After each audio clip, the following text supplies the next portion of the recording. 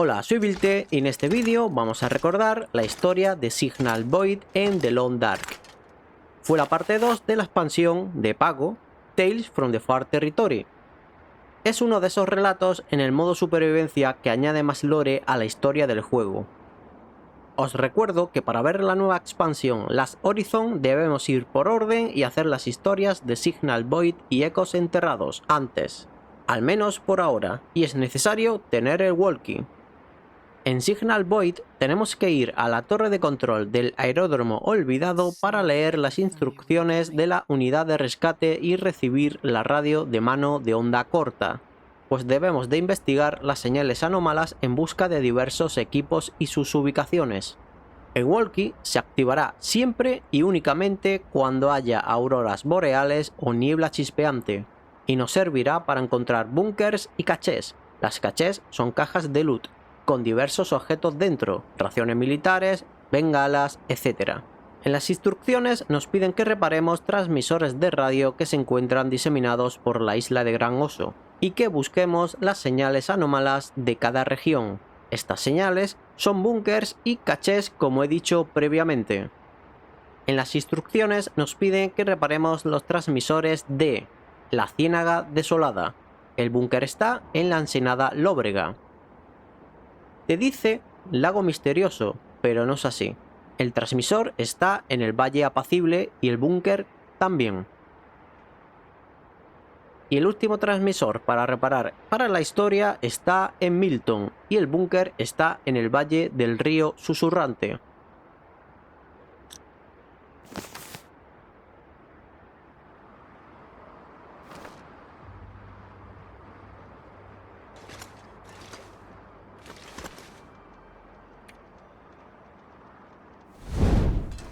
Para reparar los transmisores de radio necesitamos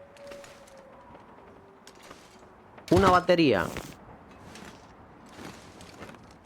5 trozos de metal, 3 fusibles, 2 cables,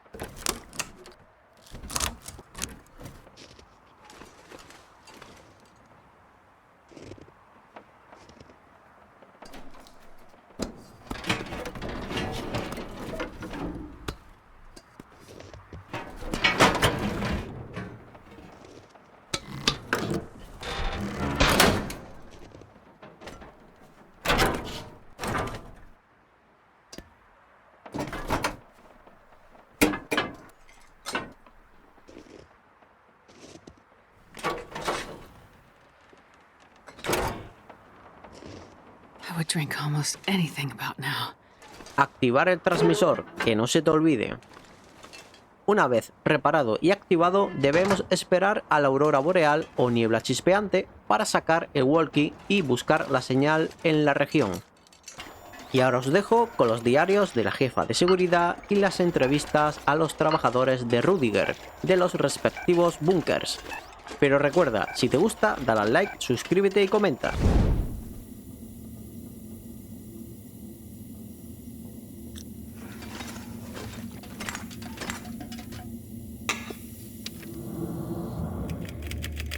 Session 5, Project Medical Officer interviewing Patient 7. Let's visit the second instance again. First occurrence. What do you remember? The sun was out, but it was cold at the river's edge. There was a group of us that day. Lots of laughing, yelling. Some were in our heads. No one was getting in the water. I guess I liked being first. I didn't even jump, just slipped in quietly away from everybody. The water was clear, but bitter cold. I thought the bottom was closer.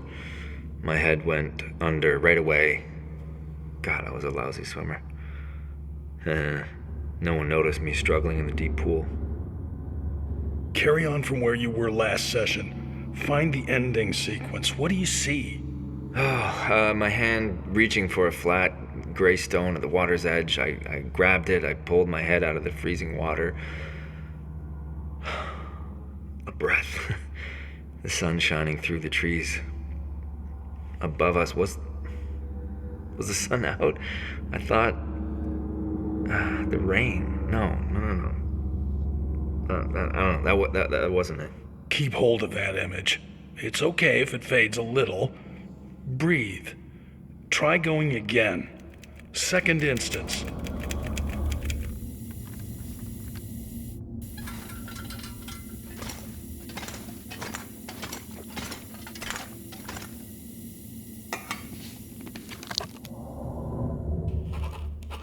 The mine is a real shithole.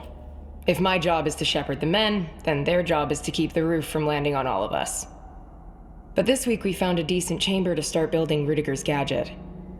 Teams 1 and 2 are with the program, but on shaky ground. Team 3 is getting volatile again. And while it's unclear what they have planned, I've called for additional security to fly in immediately. The medical officer has been conducting alignment interviews and has made some troubling observations. I'm still considering the implications, both for the men as well as project viability. My hope is that the crew can keep their shit together long enough to finish Phase 1, and we can get out of this godforsaken place. It's starting to get to me.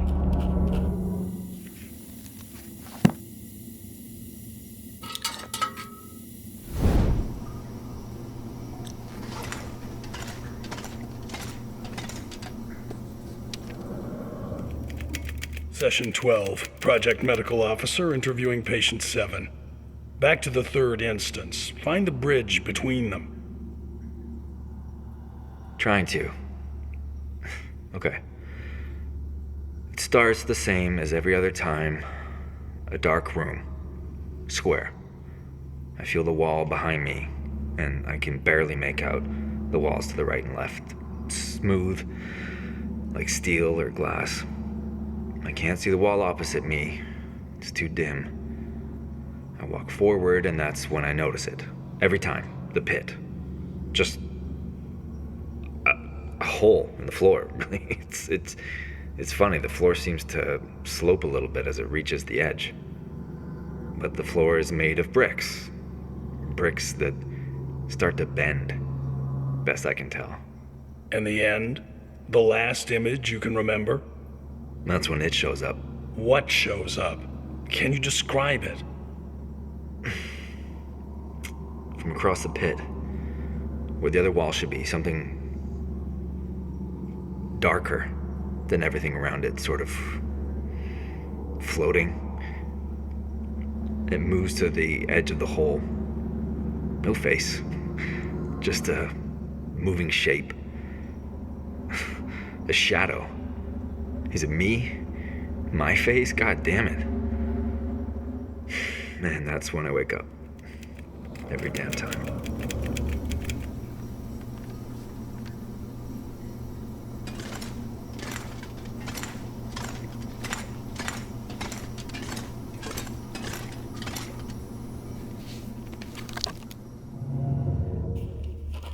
We ran power to Rudiger's machine for the first time yesterday. It was nothing like what they predicted, even at half energy. I still have no idea what the endgame for all of this will be. The whole project. And I'm seeing now that few of the men building it do either. It's all over their faces. All this time underground isn't helping their morale, but I'm confident our fragile truce will hold until we're finished. We worked hard to make it this far after what happened to Team 3. But afterwards? Impossible to say.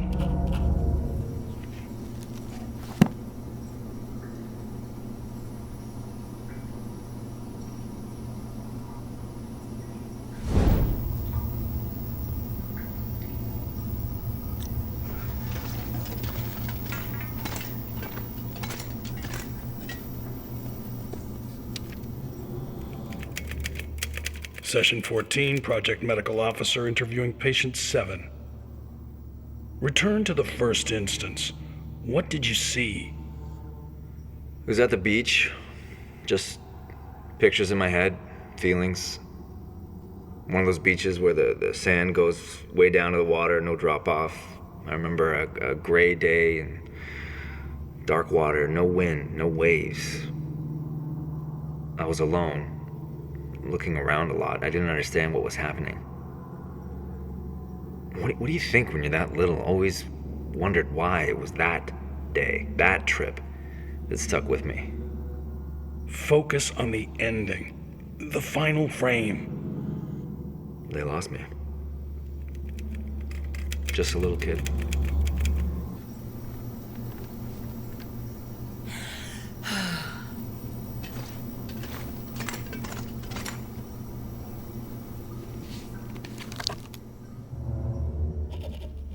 The island hasn't been making our lives any easier. Hauling loads from the coast to the inland bases has been slow and costly. And people are starting to notice our operation around the airfield and mine. It's getting harder to stay under the radar. But the character of the locals, both here and far inland, seems in our favor.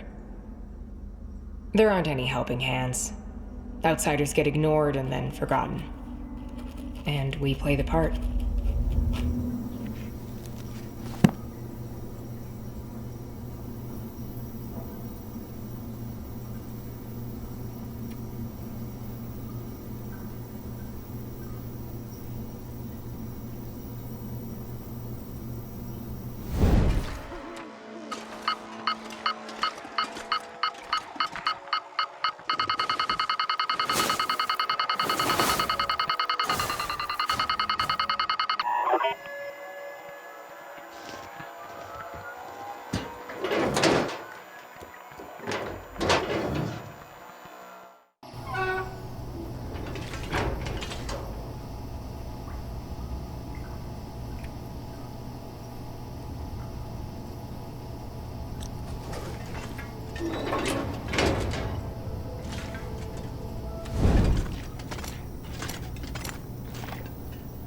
This'll come in handy.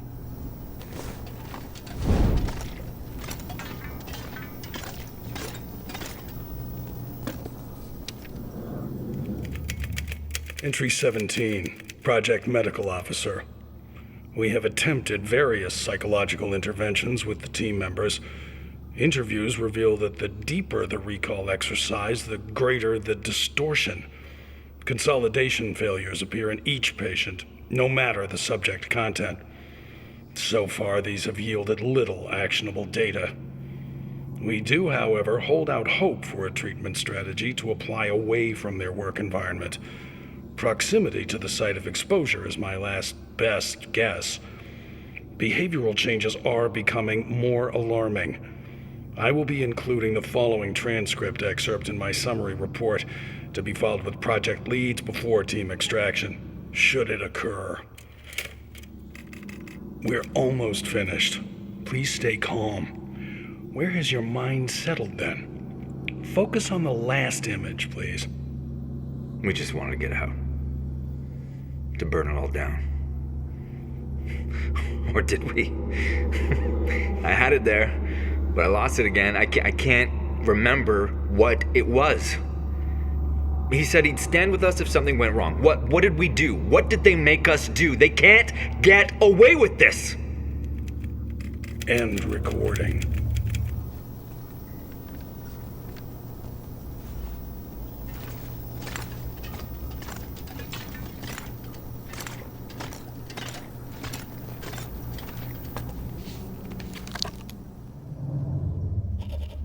Whatever happened here, it's not a virus, or any known pathogen.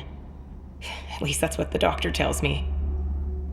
There are no visible injuries, only invisible ones. My symptoms have just started, but they track what the others have gone through. Things are starting to get fuzzy, just like with them. Faces I can't remember. Like an old photo, blurry around the edges. Crumbling. The few men left up here can't be trusted to care for themselves. We've had to lock them in their quarters to keep them from wandering off. We tried going a different way, more psychological. We had a little luck at first, and then it all collapsed again. Rudiger hasn't been back to see us since we took the machine offline. I'm struggling myself, and holding out for the resupply he promised. Will it get here in time? I've changed, somehow. The men, the medical officer, all of us. But not him. Not Rudiger. He'll want the research. It shows some bizarre benefits, even if it's come at a price. Rudiger found what he was looking for. He can keep it.